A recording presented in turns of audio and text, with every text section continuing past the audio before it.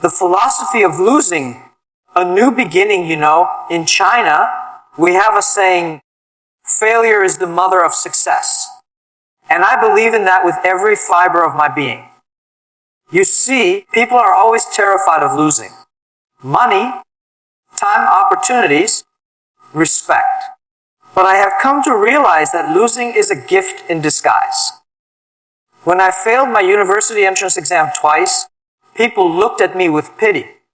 When I applied to 30 jobs and got rejected from all of them, they said I was unlucky.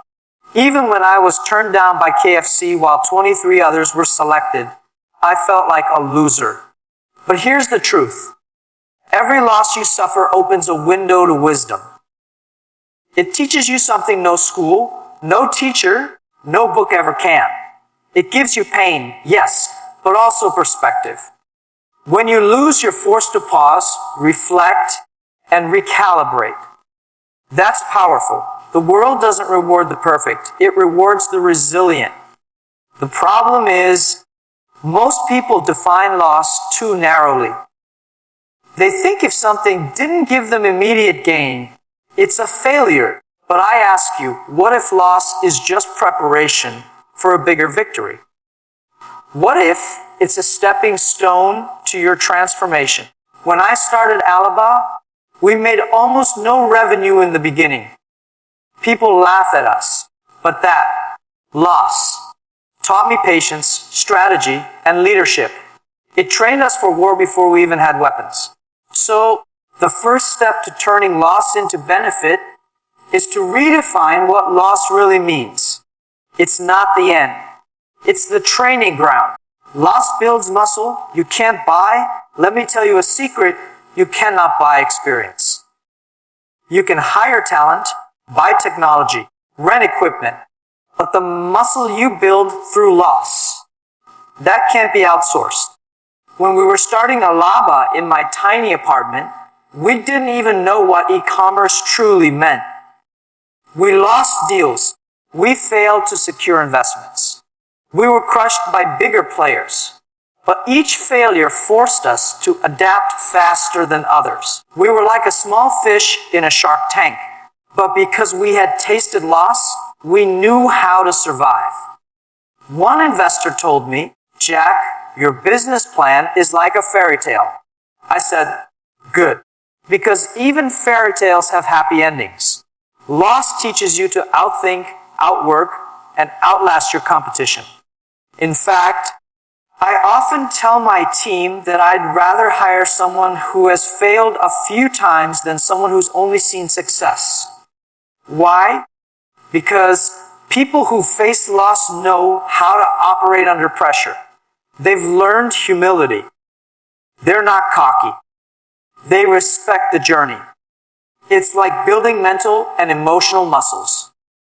You learn how to keep going even when you're bleeding. And eventually, that muscle becomes your biggest benefit. In a world full of fragile egos, you become unbreakable. That's a huge advantage. Turning every rejection into redirection, I have always believed that rejection is simply redirection. When I was rejected by Harvard 10 times, it wasn't because I was stupid. It was because life was steering me towards something better. Most people cry over closed doors. But you know what I do? I thank them. Because every rejection told me, "Jack, not this way, but keep walking." And I did. So many entrepreneurs come to me and say, "Jack, my idea didn't work. I lost everything." And I tell them, "Good.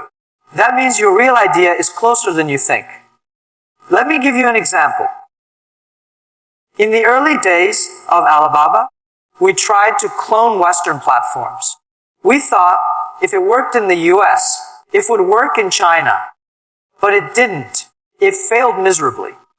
That loss taught us that China is different.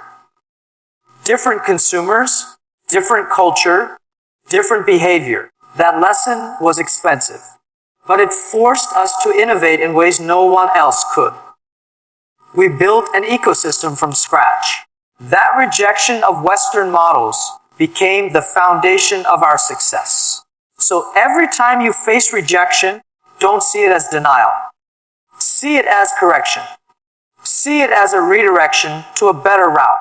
Rejection saves you from going down the wrong path for too long. It refines your focus. It filters out what doesn't work. That's not a loss. That's a blessing. Let pain pay you. Use emotional energy as fuel. Pain is a currency. When I say this, people get confused. But let me explain. Every time you feel pain, deep disappointment, betrayal, humiliation, you have two choices. You can let it destroy you, or you can let it pay you. How? By converting that emotional energy into action. When I was laughed on TV for believing that a Chinese company could take on Amazon, I didn't get angry. I got energized. I said to myself, thank you for the motivation. Pain makes you sharper. It focuses you. When you're too comfortable, you get lazy. But pain forces you to move, to grow, to hustle. And that's the trick.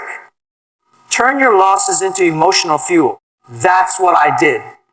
Every time someone rejected me, I added more fire to my vision. I used that heat to burn through the obstacles in front of me. And believe me, you'll have many. People will doubt you. Investors will ignore you. Customers will leave you. But if you turn that pain into purpose, into productivity, you'll come out stronger. Most people let pain make them bitter.